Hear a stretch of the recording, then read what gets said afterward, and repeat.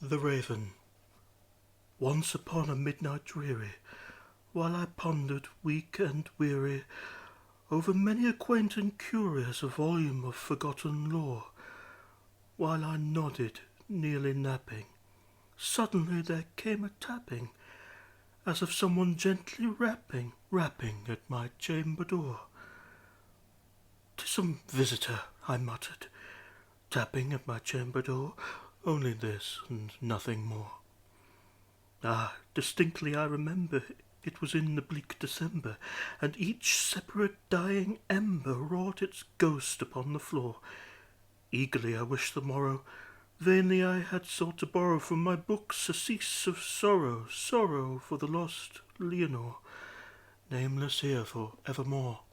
And the silken, sad, uncertain rustling of each purpled curtain thrilled me, filled me with fantastic terrors never felt before, so that now, to still the beating of my heart, I stood repeating, "'Tis some visitor entreating entrance at my chamber door, some late visitor entreating entrance at my chamber door. This is it, and nothing more." Presently my soul grew stronger, hesitating then no longer. "Sir," I said, "or madam, truly your forgiveness I implore, but the fact is I was napping, and so gently you came rapping, and so faintly you came tapping at my chamber door, that I scarce was sure I heard you. Here I opened the wide door. Darkness there, and nothing more." Deep into that darkness peering, long I stood there wondering, fearing, doubting, dreaming dreams no mortal ever dared to dream before. But the silence was unbroken, and the stillness gave no token, and the only word there spoken was the whispered word, "Leonore." This I whispered, and an echo murmured back the word, "Leonore." Merely this, and nothing more. Back into the chamber turning, all my soul within me burning, soon I heard a tapping somewhat louder than before. "Surely," said I, "surely that is something at my window lattice. Let me see, then, what thereat is, and this mystery explore. Let my heart be still a moment, and this mystery explore. 'Tis the wind, and nothing more."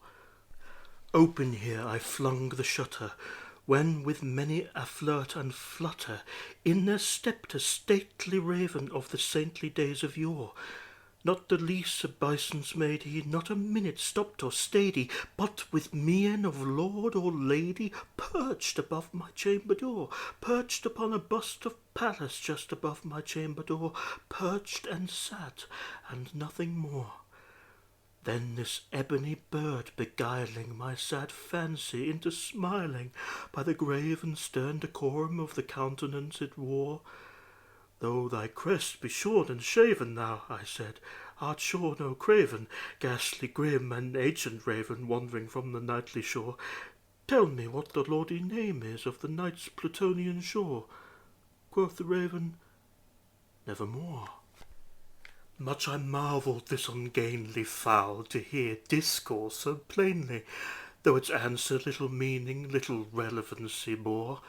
For we cannot help agreeing that no living human being ever yet was blessed with seeing bird above his chamber door, bird or beast upon the sculptured bust above his chamber door, with such name as Nevermore.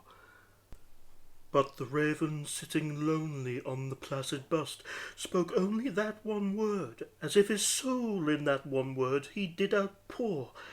Nothing further than he uttered, not a feather then he fluttered, till I scarcely more than muttered, "Other friends have flown before, on the morrow he will leave me, as my hopes have flown before." Then the bird said, "Nevermore." Startled at the stillness broken by reply so aptly spoken, "Doubtless," said I, "what it utters is its only stock and store, caught from some unhappy master, whom unmerciful disaster followed fast and followed faster, till his songs one burden bore, till the dirges of his hope that melancholy burden bore of nevermore." but the raven still beguiling all my fancy into smiling. Straight I wheeled a cushioned seat in front of bird and bust and door. Then upon the velvet sinking I betook myself to linking fancy unto fancy, thinking what this ominous bird of yore, what this grim, ungainly, ghastly, gaunt and ominous bird of yore meant in croaking nevermore. This I sat engaged in guessing, but no syllable expressing to the fowl whose fiery eyes now burned into my bosom's core. This and more I sat divining, with my head at ease reclining on the cushion's velvet lining that the lamplight gloated o'er, but whose velvet violet lining with the lamplight gloating o'er she shall press, nevermore. Then methought the air grew denser, perfumed from an unseen censer, swung by seraphim whose footfalls tinkled on the tufted floor. Wretch, I cried, thy God hath lent thee, by these angels he hath sent thee, respite, respite and nepenthe from thy memories of Leonore. Quaff, oh, quaff this kind nepenthe, and forget this lost Leonore.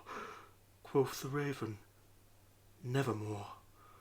Prophet, said I, thing of evil, prophet still if bird or devil, whether tempter sent or whether tempest toss thee here ashore, desolate yet all undaunted, on this desert land enchanted, on this home by horror haunted, tell me truly, I implore, is there balm in Gilead? Tell me, I implore. Quoth the raven, nevermore.